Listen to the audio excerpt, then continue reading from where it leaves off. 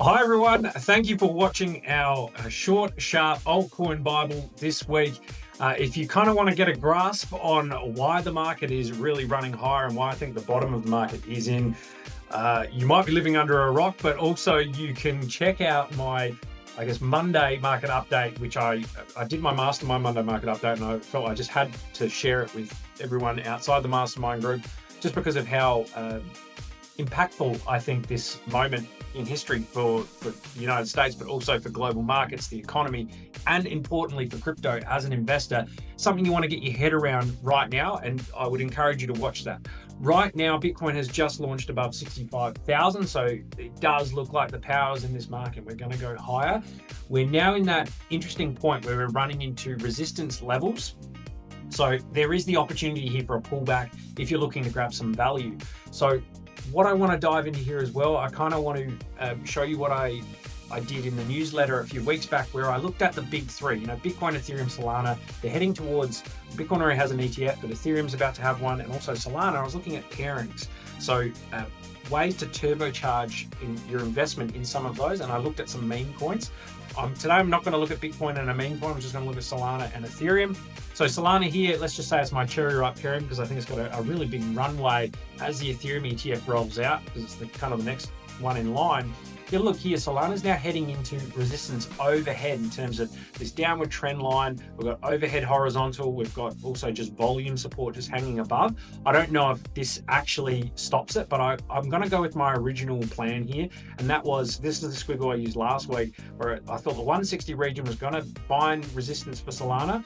And I want it to see, pull back into this region to create a really nice higher high, higher low formation before the impulse that comes out. Now, with the market looking really, really strong though, there's every opportunity here that we get a shallower higher low here. Pull back 160, then go to, pull back to 150 from 160 region, then we have the move out. It's absolutely on the cards. But if you have a look here, the Stochastic RSI is often topped out when Solana has topped out. So we're approaching that at the moment. We're almost getting a crossover. It's not there yet, so we could go a little bit higher here, maybe see something like that if the market wants to be super aggressive here. But I'm more of the camp that we're going to see, pull back into this region at some point soon. But broadly, the market wants higher. That's what it does look like for me. Now, the pairing for Solana is BONK.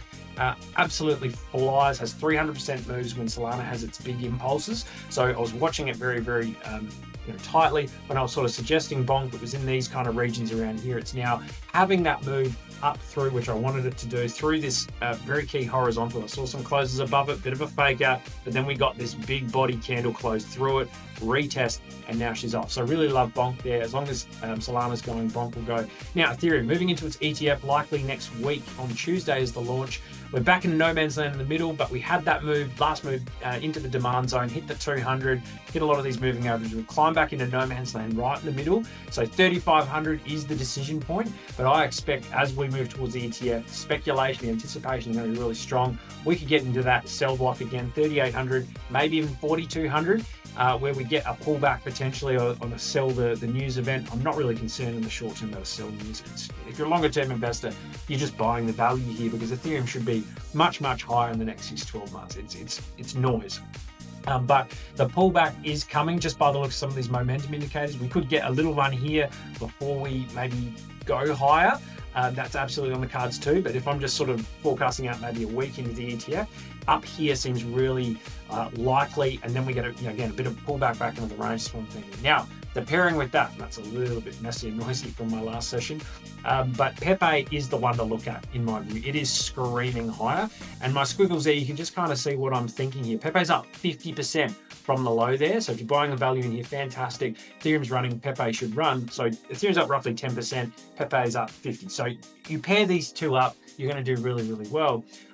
But you're taking on additional risk, of course. What I kind of see Pepe doing here is it's closing around the breakdown level up here. So this looks really strong. But at some point, this is going to come back and make a little higher low, potentially onto this 100 moving average, or it can blitz up a little bit further.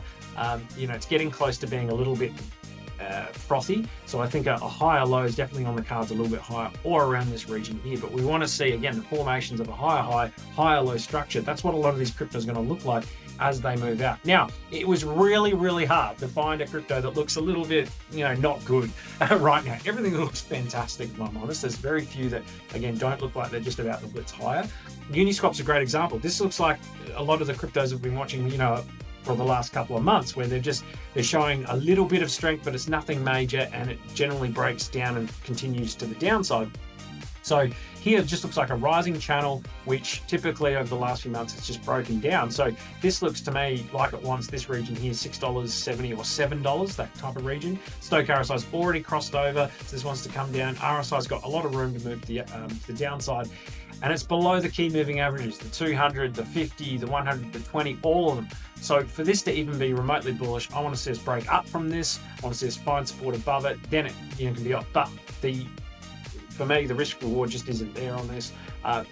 This is kind of something you might want to short if you were into trading. But just broadly, that's what I'm looking for in terms of these altcoins. If they're coming up against resistance and they're just not breaking through, like we just looked at Pepe and BONK, they've just ripped through the moving average, ripped through all those horizontals. They look fantastic. So you're looking at something like this, a utility coin, and you're like, well, this doesn't look that great, and it doesn't really have anything moving it right now. So guys, hope you've enjoyed that. Again, stay tuned for the altcoin guide that we've got coming out this week. Can't wait for you to read it. So yeah, have a great day, and we'll catch you again. Let's hope the markets continue ripping. Let's hope Bitcoin continues up to new highs, and that's what will drive this market much, much higher towards the election. So have a great day. Catch you again next time. Bye-bye.